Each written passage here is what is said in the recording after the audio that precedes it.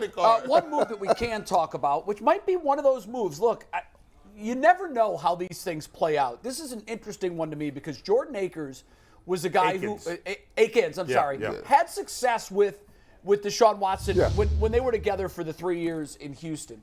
He was a 2018 draft pick. This was fascinating to me. He was released by the Texans before last year and then signed by the Giants, who released him, and then was added to the Texans practice squad. So if you would knowing that, I'd say, his career is probably over. Because twice teams made decisions to give up on him. Yeah. After they activated him, which was October 12th of last year, so he played the last 2/3 of the season. He caught 37 balls for just under 500 yards and 5 touchdowns, and those 5 touchdowns matched the output of Njoku and Harrison Bryant last year. And you know where that comes from? Let me tell you exactly where it comes from. The fear of being out of the league. Yeah, these checks are about to stop, buddy. Yep. And they're like, I got a ball. There's no money down in the practice squad. No. I'm like, hold on. I'm about to do what? Yeah. I got a house payment. Well, he got 2 years, $5 million. It could be up to 5.2 He's million like, listen. in the round. So now you got a hungry dude that he's gonna come back in here hungry because he want to eat again. Yeah. Right. So that's the kind of sign that I like. Brad, right? let me ask you this, because you had teammates that you liked playing with. Yeah. And you moved on. And when teams that your new team had an opening that you thought one of your old guys would fill, I imagine you weren't bashful about saying, hey, we need a point. We need a bench play. I played with this guy. And I'm wondering how much Deshaun Watson factored into the decision. I'm sure it did. To go get Akins, a guy that he had chemistry with, and bring him over.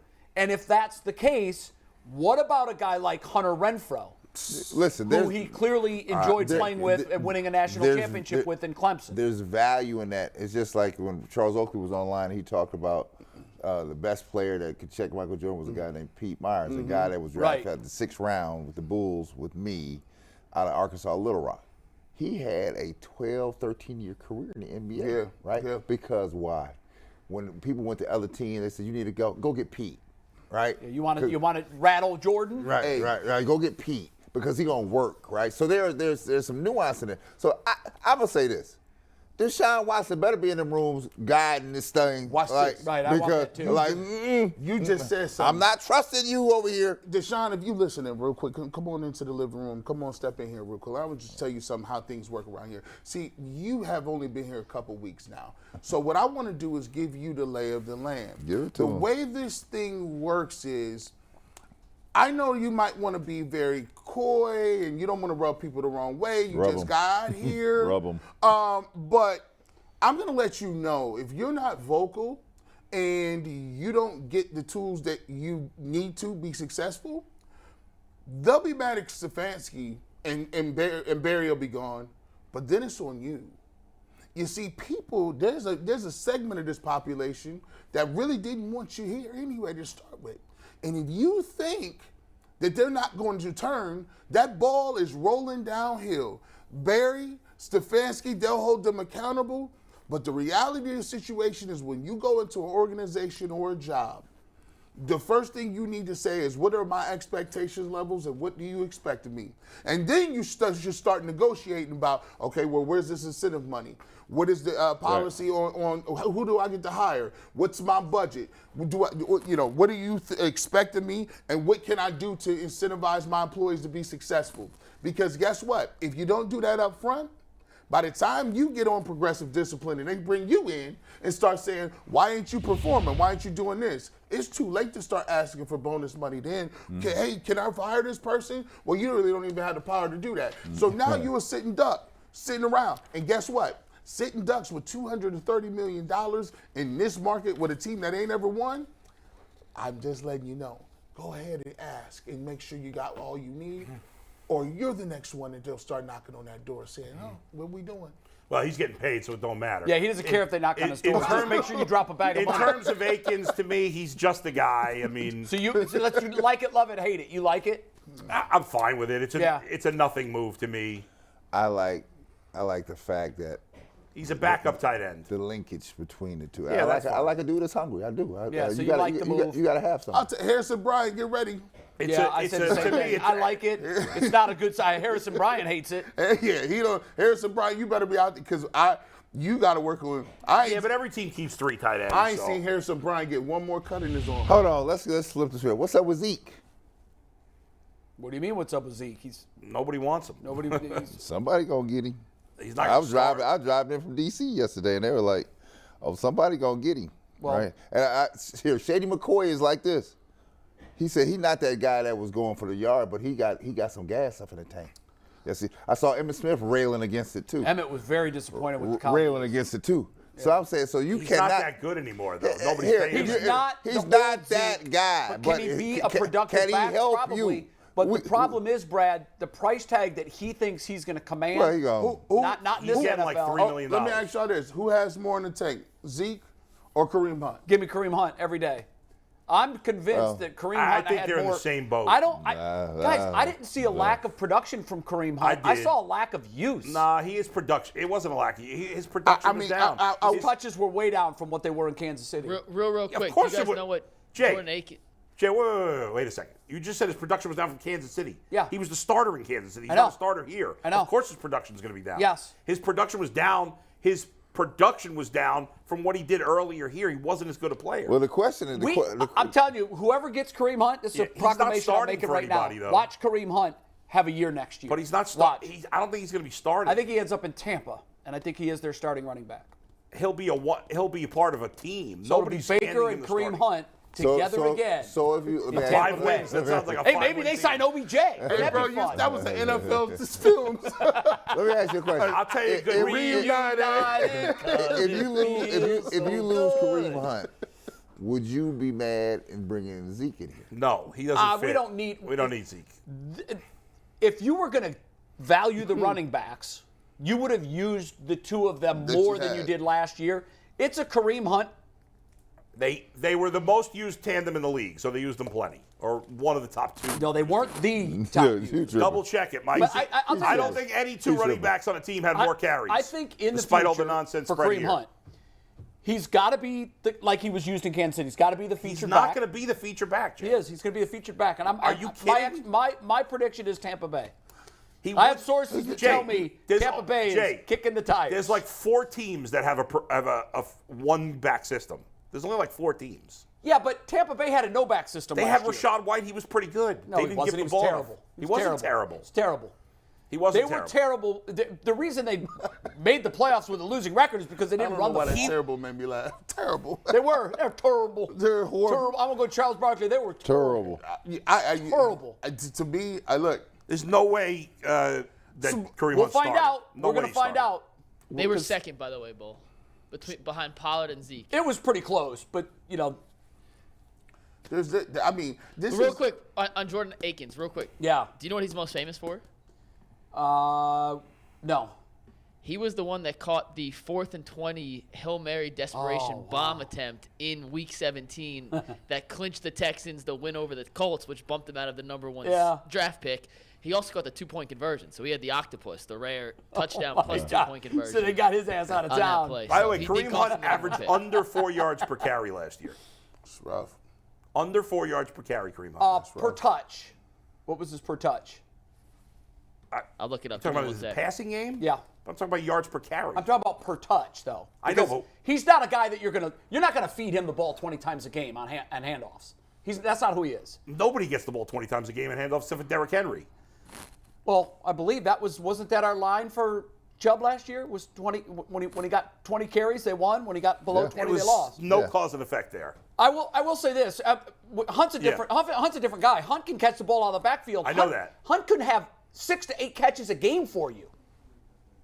That's probably not realistic. Nobody does that. He can. No. Even Christian McCaffrey doesn't average that. He's capable of doing that. Jay, he's 27 now. That's old for a running back. He's not a starter. Bull, let me ask you a question. Zeke he averaged 4.2 yards per touch. What's that? 4.2 yards That's per touch. terrible. That moves the sticks every time. You know. Jay, that's a terrible number. It's 4.2. He averaged less than 4 yards a carry. That's awful. You know that. Why are you arguing with me on that? I'm not saying it's great. I'm not saying awful. He's a premier back. That's not what I'm saying. You're trying to make it sound like I'm saying that. What I'm saying is Kareem Hunt is a 1B at this point. Can be an effective running back for a team. Now, effective. There's 50 guys that can be an effective running back for a team. 60 good guys. He's not going to be a bell cow back. He's not going to be a starting back. I've never said he was going to be a bell cow back. I would never use him that way. He averaged 3.8 yards per carry at 27 years old. I watched the way he was used when he was right out of school. Now, granted, he was a lot the only younger back there. But he was phenomenal in that role. Like that was MVP 6 years caliber ago. Good. It was. That was Guess 6 what? years ago. Guys go downhill. He's not a guy that's got a lot of miles on the tires. He had his worst year last year. He doesn't have a lot of miles on the tires. He had his second most carries as a Browns player last year. Can I ask you, as and a person, he didn't play well. as a person who's in like that does analytics and looks at analytics? Yeah. I'm trying to get some insight into this because it's confusing to me. Now, they've already said they're not going to give Chubb that many carries. They want to keep him between a certain amount, and they're trying to switch the offense, right? They've kind of, phased Kareem Hunt out of the offense because they want to move. Not kind of, they did. I mean, he had 120 carries. So for a second running back. So you think that's not a lot for a second running back? Well, here's What the is thing. that, 7 a game? He's the second running back, Jay. How many carries? I'm not the minutia. The Browns just signed Michael Let him make Ford. his point. That's the minutia. Make your point. Hold on. The Browns just signed Michael Ford, a cornerback from Atlanta. I am not familiar with him at all. Are you guys familiar with Michael Ford? So the He's thing, a nothing. What I'm talking about in the middle of an argument here, Mike. is the minutia of not who did what or what carries. The bottom line is the Browns seem to be going in the direction where they want a passing game, right? They want they've said from Jump Street, the carries show it, the play calls it shows it, the way they're signing people shows it. But where analytically are they not picking up the pieces to transfer to that? I'm looking at it, and so you're in the middle of the transition of going from a run team to a pass team, but they seem to still be doing things like drafting tight ends and bringing guys like that Akins in. Well, you got to have a tight end. I mean, you want some depth at the position. But there's three tight ends, and then there is Woods. To G's point, if and you are, by the way, you're right. I can't remember who reported, but somebody reported that if you're wondering what the Browns' offense is going to look like next year, look at the Pittsburgh game. Remember how much they threw it, and everybody was like, "Wow, what are they doing here? Throwing it all over the place." And if they don't add weapons, I'm going to have a huge problem with that. So that's G's point. G's like, okay, so you're going down that road. Right. You've already spent your free agent capital. Let's face it, the bulk of their free agent capital has been spent.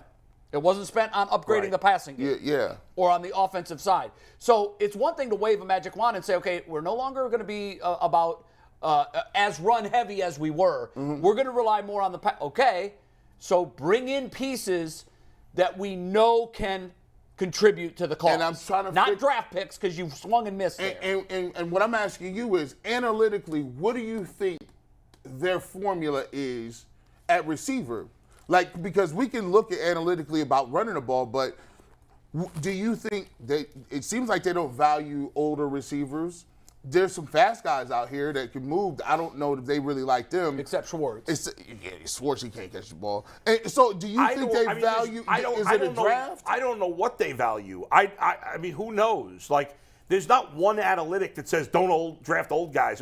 Everything's you're not going to fall into one category in every situation. This idea that they didn't trade for Brandon Cooks, which I don't like that they didn't trade for him.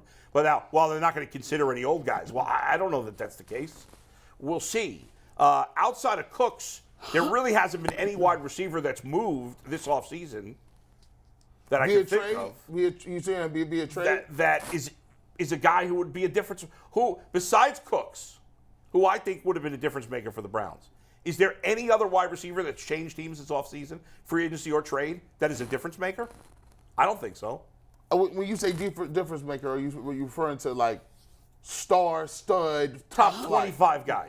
Well, no. That guy really wasn't available this year. Right. They're very rarely available. Top 25 guys.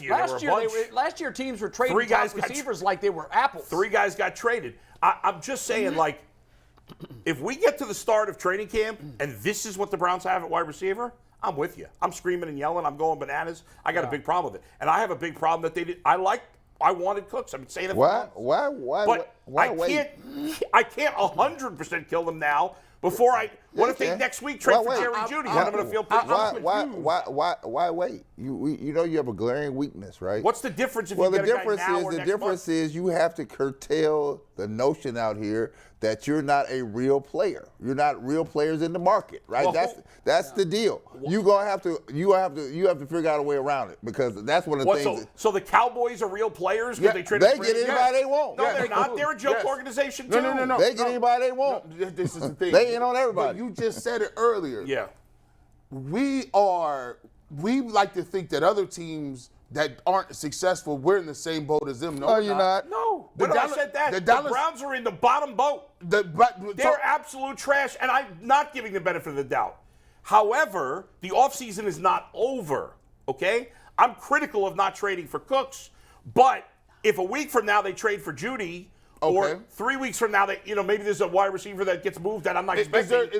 I think that's still possible. So the time frame. I just don't think that it matters in the grand scheme of things, whether it happens in the first week or the fourth week. Now, if it doesn't happen at all, that's a problem. You saying that they need to have it done somewhere between now and the draft.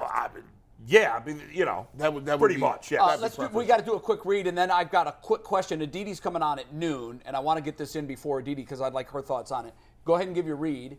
Yeah, real quick, I know we bring you comments from the internet, and we do have a comment real quick. It's brought to us by our good friends at PCC Airfoils. If you're looking for a job with career advancement and great benefits, well, PCC Airfoils is a leading manufacturer in Northeast Ohio. All locations of PCC Airfoils in Eastlake, Menor, Wickliffe, and Minerva are hiring for all positions starting at $18 and up, plus full benefit packages, paid time off, and a signing bonus. You can apply online at precast.com/careers to learn more. We had a super chat from Kenneth Yablowski saying the Browns just signed Michael Ford. Did he play slot corner in Atlanta? And I got the answer for you, Kenneth. He has played 158 career snaps in the slot, 451 on the outside, but for his career, he has been traditionally a special teamer, not much of a difference maker on defense. Let's go back to that. Just because you play corner don't mean your team is all corners. Stop going to get corners. They just draft them and get them and sign them and keep moving them around. Getting mad that they signed somebody? Hell yeah. They're not paying this guy anything, I'm sure. But listen, any money that's coming off the table that could be allocated to a receiver or linebacker, I'm officially in my feelings about. I'm in my feelings about that. Yeah, but I can tell you this: teams that win traditionally have a plan to get better. Right. I don't know what this. I don't know.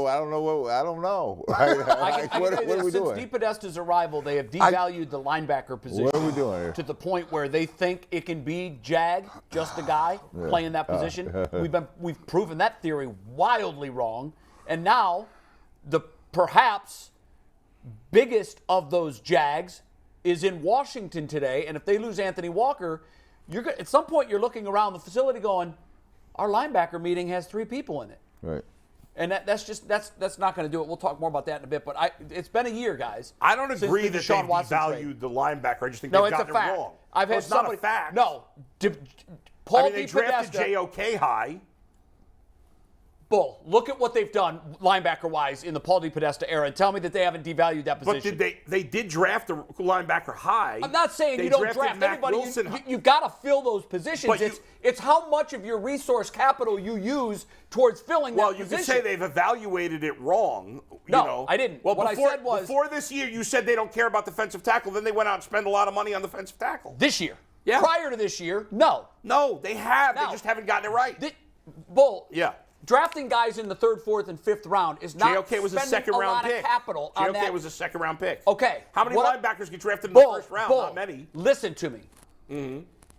It is inarguably a fact that Paul DePodesta in his run here, and by the way, his run here is longer than everybody else's except Haslam. He had no power with Dorsey. He has devalued I was told this 4 years ago. Yeah. And the person that told me this said, just watch what they do at that position. Yeah. Just watch. And I have. They have devalued that position. Now, here's what I'm not saying. You got to care something about it. You got to put bodies there. Okay. But what I'm saying is, when you have your capital, your mountain of capital, which is funds, draft capital, free agent moves. Right. Take a look at the lack of investment in the linebacking position and the defensive line position. Nobody spends a ton of money at linebacker. Because here's what he's done. He's valued, okay, we're going to spend our resources. He's big on budgeting resources, allocating resources. Isn't everybody big on budgeting resources? But what I'm saying is where they've gotten it wrong is they felt that you can get by with a bunch of Jags at defensive line and linebacker, and they've proven definitively you can't. Well, they've gotten it wrong because they've evaluated players wrong, and they deserve tons of criticism for that. But the reason they've evaluated... You've said a million times. Oh, my God. I just let you talk for a bunch of time. Can I get my point? Speak. You're mishearing me, though. I hear exactly what you're saying. Okay. You've said a million times on the show that the most important thing is quarterback. Couldn't agree more. The guys who protect the quarterback. I agree. And the guys who go after the quarterback at defensive end. Yes. They've allocated a lot of money in those spots. Here's what I'm saying to you. Yeah. They have overspent on those positions, neglecting the others. So here's the thing, and we talked about this during the year. It can't be a studs or duds thing. Yes. It's football. You got 53 spots. You can't have 8 guys that take up 40% of the salary. You can't do it. It won't work. What I'm saying is, and this is why I like the Bengals. I think what the Bengals have done is right. The Bengals have done a tremendous job at having really good players at those important positions, but also having guys that not just a warm body that fills the spot, but a guy who can really look good in a system. Okay, where you're right, but here's the thing. The Bengals haven't, outside one defensive tackle they spend a lot of money on, DJ Reader. And it worked. Okay? Yeah. The other defensive tackles on their roster and all their linebackers, all of them, are not big money guys and not first-round picks. Same as the Browns, however, but they've evaluated them correctly. Which tells you one thing. The Bengals are much better in evaluating talent than there's the that. Browns. They've done a better job of that. Yes. And then you understand the Browns. What I used to question, well, why are they going with this one, this one, and this one? And what I'm told is, when you're spending more of your capital on the other pieces, it leaves you with such a little amount for those linebackers and defensive linemen that you end up just trying to hit home runs where you know it's a reach. So let's say if you use your capital saying, let me get the best of the rest. Yes. And then spread it on the bigger name players here and there. Yes. Their day is coming too, because they're going to have to deal with Chase and Higgins and all these. It is. That's the downside. Their day is but they've done a better job in the middle. Yes. Bringing the middle. And you know what? That's where you win, Brad. The middle is where you win. That's where you win. And the Bengals have been a perfect example of that. The other pieces are They've got icing the to superstars. They've got the wide receiver, the quarterback. They've got the big names that they need. But they've done really well at filling in all the other parts where the Browns have not. Yes, and like I said, though, Jermaine Pratt and Logan Wilson, they're 2 best linebackers, both third-round picks. Third-round picks. And they hit on both of them. But that's what I'm saying. The Browns have done the same thing, but they haven't hit on them. But you mentioned JOK as a high draft pick. What about everybody else? And by the way, JOK is not a hit. JOK was not a hit. I'm not saying Mac Wilson was not a hit. Taki, not a hit. Jay, but I'm not disagreeing with you on that. Right. You said they didn't care about it. I'm saying they did, but they screwed it up. Bull, if they cared enough about it, you go out and you spend money for a proven player at that position. But the Bengals didn't do that. They haven't done that. But Bull, let me just say to Jay's point. Yeah. I'm trying, Mikey. To Jay's point, if you try to solidify the move and you go get somebody and you think you're going to go in the draft and you miss, then you have to go do something else. Yes, and correct. that's what the Bengals did now. The Browns did now by spending big on a defensive tackle for the first time in a while. But look, we talk about linebackers. Okay, but you said the statement was the Bengals have done what they've had to at linebacker. The Browns did the same thing, drafted guys around the same time, except the Bengals got good guys, the Browns didn't. No. Now you can kill them for the valuation, kill them, and they deserve it. But you can't say they didn't try because the Bengals' 2 best linebackers are third-round picks. The Browns, Taki and JOK, a second-round pick and a third-round pick. Same thing. The Bengals just got better players. You know what makes good teams good? When you recognize you had a miss and you go fill the hole, right? So you have a hole here. You missed it. Instead, we're worried about holding on to all of our draft picks. Like that's some sort of you get a trophy for that. You missed the wide receiver. You missed the linebacker. You missed the defensive tackle. Cut 'em and move on. So now but here, you have to get in the game now, right? Because of those, Is free agency over? Because of those misses. Here, the pool is dwindling.